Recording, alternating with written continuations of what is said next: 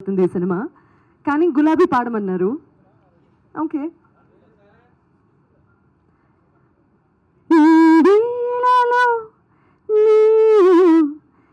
ఏం చేస్తూ ఉంటావు అనుకుంటూ ఉంటాను ప్రతి నిమిషం నేను.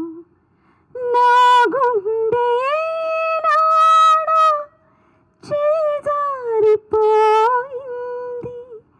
నీ నీడగా మారి నా వైపు రానంది.